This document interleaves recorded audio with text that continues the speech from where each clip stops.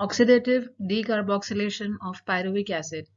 पिछले लेक्चर में हमने एनाएरोबिक और एरोबिक ग्लाइकोलाइसिस के बारे में पढ़ा था कि कैसे ग्लाइकोलाइसिस में ग्लूकोज का अपघटन होता है इनटू पायरुवेट, और उसके बाद पायरुवेट का फेट डिपेंड करता है ऑन द प्रेजेंस और एब्सेंस ऑफ ऑक्सीजन। यदि ऑक्सीजन की कमी है या ऑक्सीजन एब्सेंट है तो पायरुवेट आइदर फर्मेंटेशन वाले प्रोसेस में जाएगा या फिर लैक्टिक एसिड का निर्माण करेगा। तो एथेनॉल फर्मेंटेशन या lactic acid formation in case of anaerobic glycolysis जब ऑक्सीजन अनुपस्थित है। यदि ऑक्सीजन उपस्थित है, एरोबिक एनवायरनमेंट है, वहां पर ऑक्सीजन की उपस्थिति है, तब पायरुविक एसिड एक मोर एनर्जी यील्डिंग स्टेप्स की तरफ प्रोसीड करेगा और वही reactions oxidative decarboxylation of pyruvic acid कहलाती हैं। ग्लाइकोलाइसिस और सिट्रिक एसिड साइकिल को जोड़ने वाली जो कड़ी है वो पायरुविक एसिड डीकार्बोक्सिलेशन कहलाती है। जैसे अगर हम नेक्स्ट स्टेज सेलुलर रेस्पिरेशन की जाना चाहें जो कि सिट्रिक एसिड साइकिल है, तब ये रिएक्शन बीच में कंपल्सरीली पायरुविक एसिड के डीकार्बोक्सिलेशन के फॉर्म में आती है। ये रिएक्शन कंप्लीट होती है in the presence of a group of enzymes called PDH. ये एक कॉम्प्लेक्स एंजाइम है जो 3 मेन एंजाइम्स से मिलके बना हुआ है, जो आपस में एक पॉलीपेप्टाइड के रूप में जुड़े रहते हैं, और ये पायरुवेट डिहाइड्रोजनेज कॉम्प्लेक्स कहलाते हैं। ईच पायरुवेट जो कि एंड ऑफ ग्लाइकोलाइसिस पे प्रोड्यूस होता है साइटोप्लाज्म में, क्योंकि ग्लाइकोलाइसिस जो है साइटोप्लाज्म में हो रहा है। ग्लाइकोलाइसिस की स्टेप 1 से 10 पूरी साइटोप्लाज्म में कंप्लीट होती हैं। तो जैसे पायरुवेट बनता है, इस पायरुवेट का जो फेट है या आगे की रिएक्शंस हैं, they are completed in the mitochondria, और वहां फर्स्ट जो इसका फेट है that is to be converted into acetyl coenzyme A. Glycolysis के एंड में 2 पायरुवेट प्रोड्यूस होते हैं, तो 2 पायरुवेट के डीकार्बोक्सिलेशन से 2 एसिटाइल कोएंजाइम ए प्रोड्यूस होंगे आफ्टर डीकार्बोक्सिलेशन और removal of carbon dioxide. Acetyl coenzyme A 2 carbon compound है। पायरुवेट जो ग्लाइकोलाइसिस के बाद कोशिका द्रव्य में बना है, उसका माइटोकॉन्ड्रिया में ट्रांसपोर्ट आवश्यक है फॉर फर्दर रिएक्शंस, क्योंकि वो सभी रिएक्शंस या क्रेब्स साइकिल से जो इसका रिलेशनशिप है वो सभी माइटोकॉन्ड्रिया में संपन्न होगा। तो पायरुवेट के ट्रांसपोर्ट के लिए एक पायरुवेट कैरियर है जिसको एमपीसी माइटोकॉन्ड्रियल पायरुवेट कैरियर कहते हैं। इस चित्र में हम देख सकते हैं कि ग्लूकोज के अपघटन से पायरुवेट का निर्माण हुआ, और ये पायरुवेट एनएरोबिक कंडीशन में लैक्टेट डिहाइड्रोजनेज एंजाइम से लैक्टेट में कन्वर्ट होगा, जो कि साइटोसोलिक रिएक्शन है। लेकिन यदि इसको आगे के एनर्जी और अधिक एटीपी के फॉर्म में प्रोड्यूस करनी है तो it has to enter the mitochondria. Pyruvate metabolism एक पाइवटल रोल प्ले करता है in homeostasis and energy production. जैसे हमने एनएरोबिक ग्लाइकोलाइसिस में देखा था कि यदि वो लैक्टेट या एथेनॉल पे एंड करता है तो जो एटीपी प्रोड्यूस हुआ है वो बहुत ही कम होता है, यानी एनर्जी यहाँ पर बहुत कम मात्रा में एटीपी के रूप में प्राप्त होती है। अब या कैटाबोलाइज साइटोसोल में ना होकर अगर माइटोकॉन्ड्रिया में एंटर करता है पायरुवेट, तो ये ऑक्सीडेटिव फॉस्फोराइलेशन को प्रमोट करता है, और उसके लिए ये इंपोर्ट होना जरूरी है इनटू द माइटोकॉन्ड्रिया।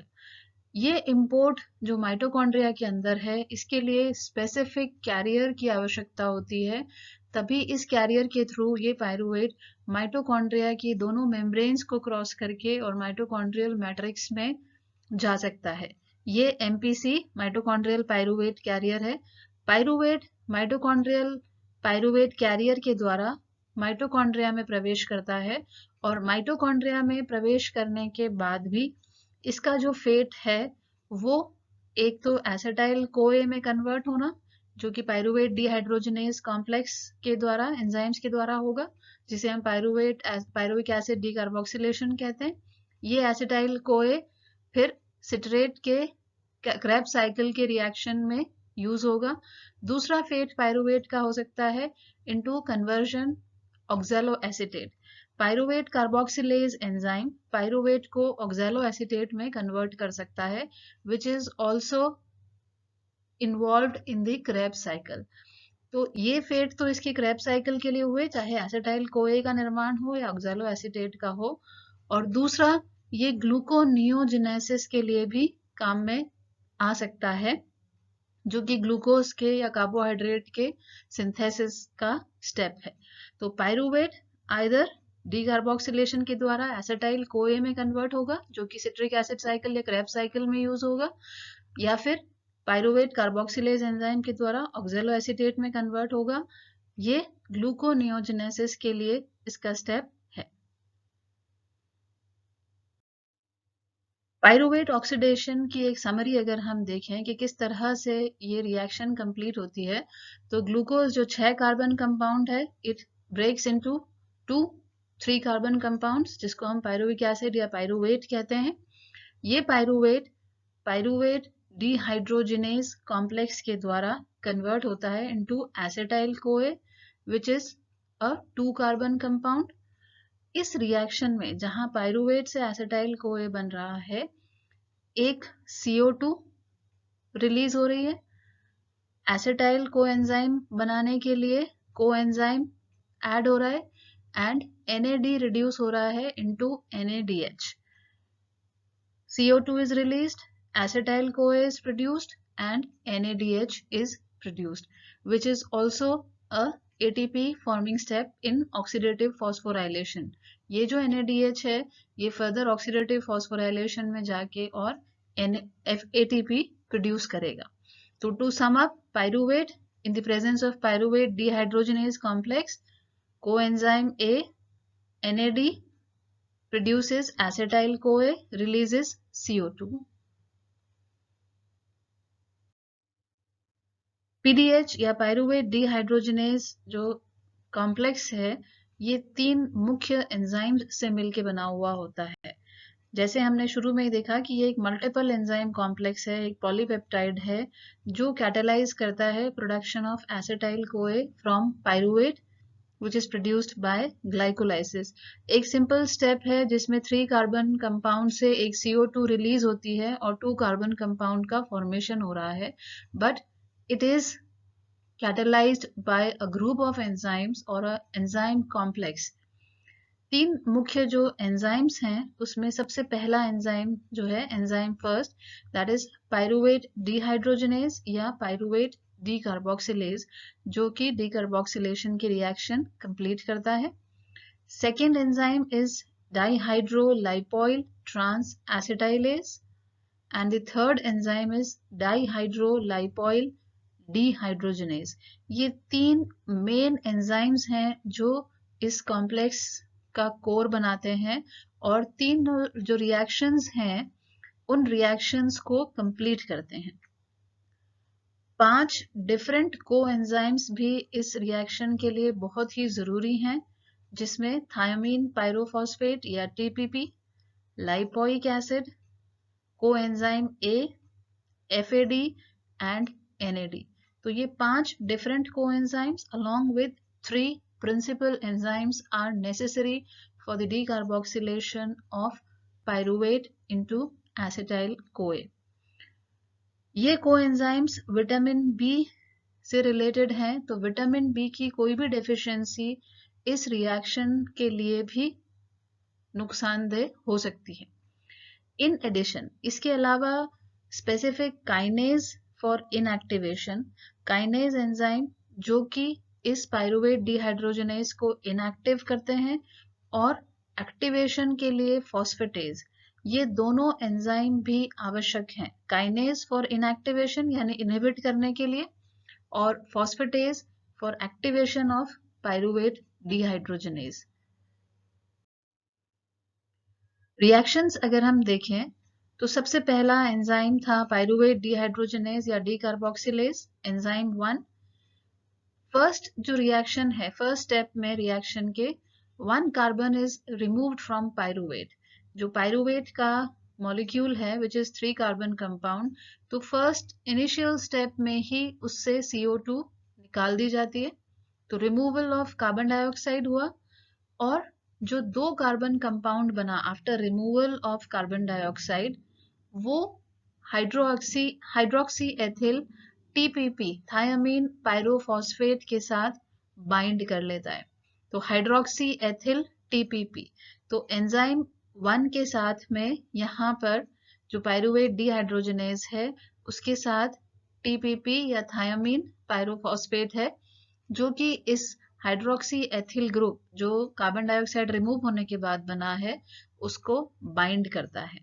तो ये टीपीपी के साथ बाइंड होके हाइड्रोक्सी एथिल टीपीपी बना फर्स्ट रिएक्शन में रिमूवल ऑफ CO2 के बाद।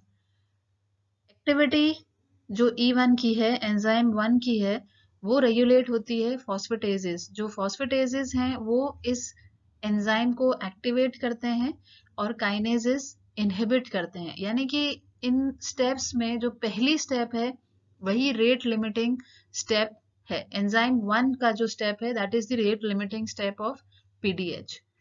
नेक्स्ट स्टेप जो है सेकेंड स्टेप में कन्वर्जन है पायरुवेट का into acetyl CoA. First step में CO2 निकल गया, सेकेंड स्टेप में एसिटाइल कोए का निर्माण है by the enzyme 2 which is dihydrolipoyl transacetylase. Dihydrolipoyl transacetylase यहाँ लाइपोइक एसिड के साथ है। E2 क्या करता है, एंजाइम 2 ये हाइड्रोक्सी एथिल ग्रुप जो टीपीपी के साथ जुड़ा हुआ था या बाउंड था उसको ट्रांसफर करता है टू लाइपोएमाइड।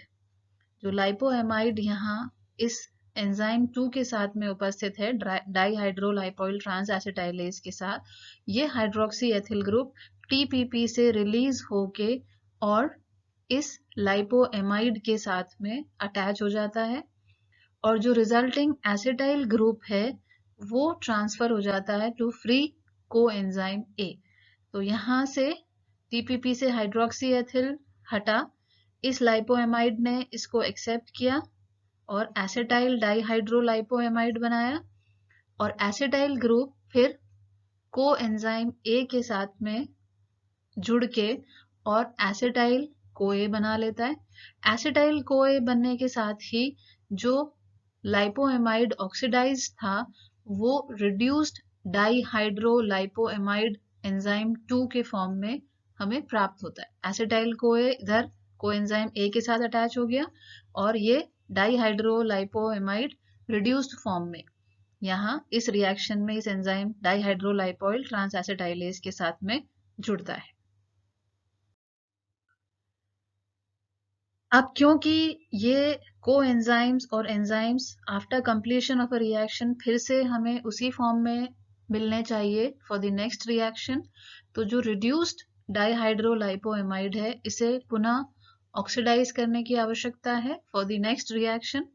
तो जो फ्लेवोप्रोटीन्स हैं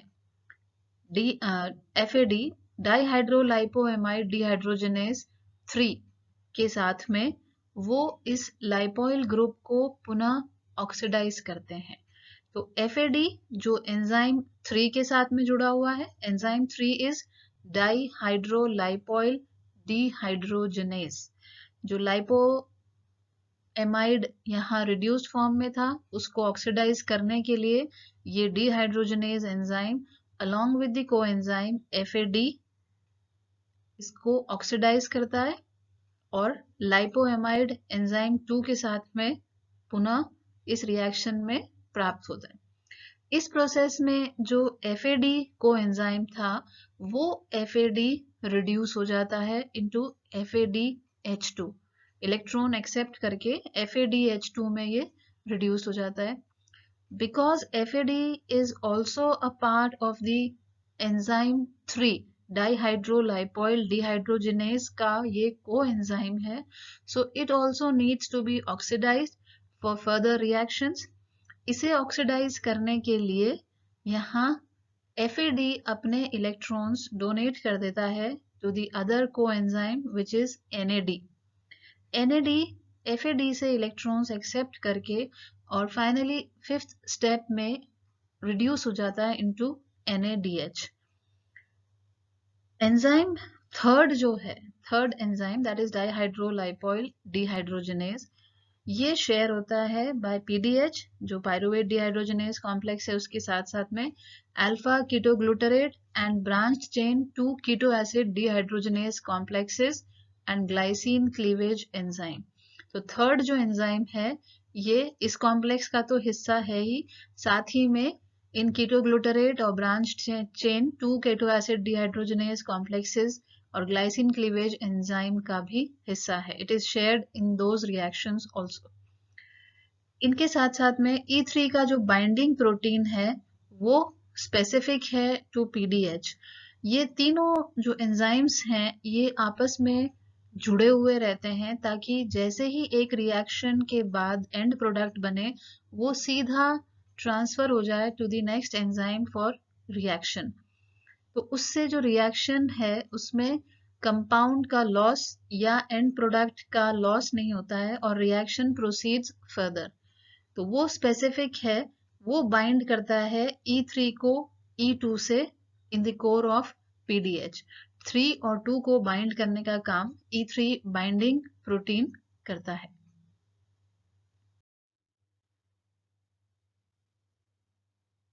इस रिएक्शन को हम ऐसे भी समझ सकते हैं, पायरुवेट से रिलीज हुआ फर्स्ट रिएक्शन में कार्बन डाइऑक्साइड रिलीज हुआ तो टीपीपी थायामीन पायरोफॉस्फेट जो एंजाइम 1 पायरुवेट डिहाइड्रोजिनेज का कोएंजाइम है उसने एसाइल टीपीपी या पायरुवेट का जो 2 कार्बन कंपाउंड था उसको बाइंड किया।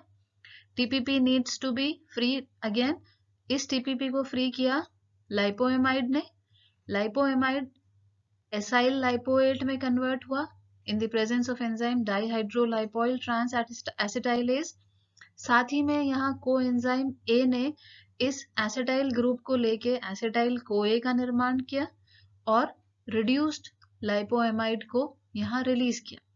ये लाइपोएमाइड पुनः ऑक्सीडाइज अवस्था में चाहिए तो इसको ऑक्सीडाइज करने के लिए कोएंजाइम FAD आता है। FAD इससे इलेक्ट्रॉन्स एक्सेप्ट करता है in the presence of enzyme dihydrolipoyl dehydrogenase and gets reduced to FADH2. Because FAD is also a part of this enzyme complex, so it is oxidized further by NAD. NAD accepts the electron from FADH2 and reduces to NADH. ये NADH फिर oxidative phosphorylation के लिए आगे process होता है और उससे ATP का निर्माण होता है। सिंपल स्टेप में अगर हम रिएक्शंस देखना चाहें तो enzyme 1 which has the coenzyme TPP reacts with pyruvate, releases CO2 and enzyme 1 TPP and acyl group 2 carbon compound. This compound reacts with lipoic oxidized form with enzyme 2. Enzyme 1 and TPP are freed or reduced lipoic acid along with enzyme 2. This reacts with coenzyme A forming acetyl CoA and reduced lipoic acid. This lipoic acid is again oxidized by the enzyme 3 coenzyme FAD. E2 and lipoic acid are oxidized resulting in FADH2, reduced FAD. This FADH2 is again oxidized by NAD. It transfers its electron to NAD, reducing NAD into NADH, and enzyme 3 and FAD are produced again. ये जो preparation है citric acid cycle की, इसे हम pyruvate oxidation, pyruvate या oxidative decarboxylation of pyruvate कहते हैं क्योंकि यहाँ पायरुवेट ऑक्सीडाइज होता है, it loses electrons and produces NADH. 1 NADH is produced पर पायरुवेट। एक पायरुवेट जब ऑक्सीडाइज होता है तो एक NADH का निर्माण होता है। एक NADH जब ऑक्सीडेटिव फॉस्फोराइलेशन के लिए इलेक्ट्रॉन ट्रांसपोर्ट सिस्टम में जाता है तो 3 ATP का निर्माण करता है। So this brings our total for this reaction to 2 acetyl coenzyme A क्योंकि 2 पायरुवेट बन रहे हैं एक ग्लूकोज से तो 2 carbon dioxide molecules and 2 NADH। ये रिएक्शन फिर लिंक करती है ग्लाइकोलाइसिस को to the citric acid cycle. So net ATP produced from this oxidative decarboxylation of pyruvate is 6 ATP, क्योंकि एक पायरुवेट से एक NADH आता है और इन रिएक्शंस में दो पायरुवेट हैं तो they would give 2 NADH, that would equal to 6 ATP. Regulation first enzyme pyruvate dehydrogenase से ही होता है। जैसे हमने देखा था, काइनेज इसको इनएक्टिव करता है और inactivates PDH by phosphorylation with ATP। ATP से उसको फॉस्फोराइलेट करके काइनेज इस एंजाइम को इनएक्टिव कर देता है। रीएक्टिवेशन के लिए फॉस्फेटेज एंजाइम की जरूरत होती है। फिर ये दोनों जो एंजाइम हैं, काइनेजेस एंड फॉस्फेटेजेस, ये पुनः रेगुलेटेड होते हैं। काइनेज स्टिम्युलेट होता है bye NADH and acetyl CoA, कि यदि कोशिका में NADH और एसिटाइल कोए माइटोकॉन्ड्रिया में पर्याप्त मात्रा में है तो pyruvate doesn't need to be decarboxylated, तो काइनेज उसको इनएक्टिव करेगा, लेकिन इनहिबिट होगा बाय पायरुवेट। अगर पायरुवेट उपस्थित है तो पायरुवेट का डीकार्बोक्सिलेशन जरूरी है, सो पायरुवेट इसे इनहिबिट करेगा काइनेज को। फॉस्फेटेज स्टिम्युलेट होता है बाय कैल्शियम एंड इंसुलिन क्योंकि कोशिकाओं में ग्लूकोज को ट्रांसपोर्ट करता है या ब्लड सर्कुलेशन से रिमूव करता है इनटू सेल्स, तो it would stimulate the breakdown step glycolysis से पायरुवेट एंड पायरुवेट से further to Krebs cycle and oxidative phosphorylation. Thank you.